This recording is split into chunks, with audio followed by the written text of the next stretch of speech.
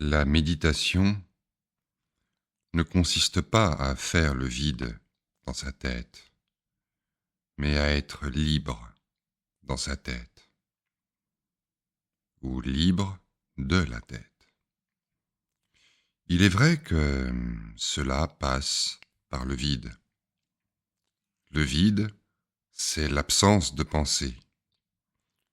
Nous pouvons, dans une certaine mesure, faire taire nos pensées. Mais il y a dans cette tension quelque chose d'artificiel, de forcé. Il y a comme une anxiété. Or, l'anxiété est une douleur.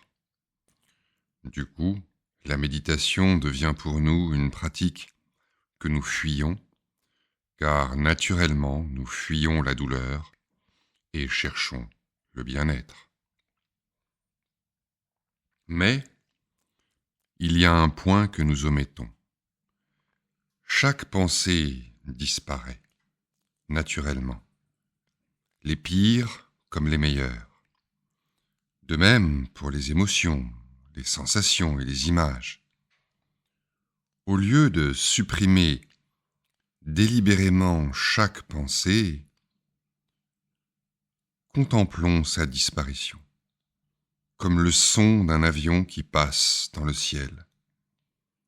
Pour cela, nous pouvons nous asseoir ou nous allonger et fermer ou non les yeux. Puis nous observons un moment les pensées qui vont et viennent.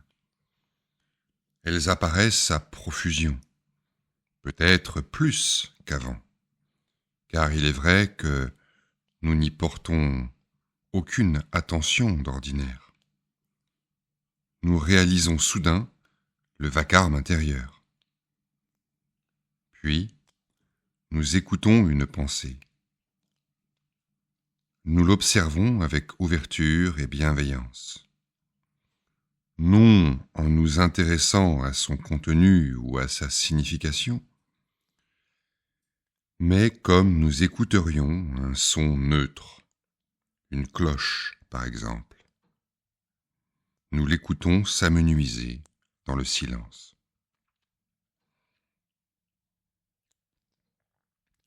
Alors, cette pensée, au lieu d'interrompre notre paix, notre silence, sera le guide qui nous ramène au silence, comme le son d'une cloche. Et tout naturellement, les pensées vont ralentir. Laissez-vous fasciner par cette lente disparition du son intérieur dans le silence intérieur. Notez qu'il devient de plus en plus difficile et de moins en moins nécessaire de trouver une limite entre le son de la pensée et le silence de l'absence de pensée. Laissez-vous aller à savourer ce silence. Baignez-vous en lui. Laissez-le vous imbiber, vous apaiser. Ce bain de silence intérieur est un délice unique. Vous remarquerez que vous pensez moins, mais mieux. Vous agirez moins. Les actes semblent surgir de ce silence, comme des lapins hors du chapeau du magicien. Et même quand les circonstances requièrent un acte plus réfléchi, la pensée surgit comme une vague du sein de cet océan de paix avec lequel vous faites corps.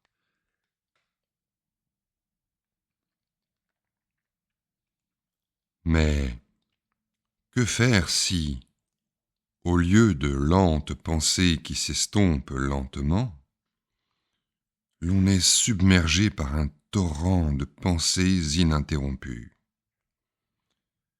On peut déjà se calmer en respirant profondément, lentement. Prendre simplement conscience de ce flot a déjà le pouvoir de l'apaiser. Mais surtout, remarquez que les pensées disparaissent, les unes après les autres, mais elles disparaissent. Quelle que soit leur vitesse, leur degré d'agitation, elles apparaissent, oui, et elles disparaissent, inévitablement. Observez, ressentez qu'elles disparaissent, inévitablement. Et elles apparaissent et disparaissent, presque simultanément, comme des dessins tracés sur l'eau, sans effort ni intervention de votre part, spontanément. Les pensées, au lieu d'être vécues comme une agression ou une menace, sont alors reconnues comme une détente.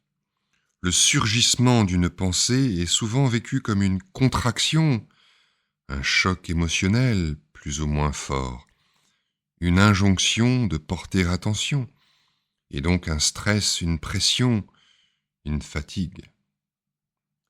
Mais si l'on voit que la pensée disparaît, presque aussitôt qu'elle apparaît, d'elle-même, alors on se détend dans cette disparition. Finalement, on voit et on ressent clairement que la disparition de la pensée est déjà présente dans son apparition. Elle disparaît déjà quand elle apparaît, comme les deux plateaux d'une balance. Et quel soulagement! C'est l'éveil qui ne fait qu'un avec le mouvement des pensées. Quelle joie!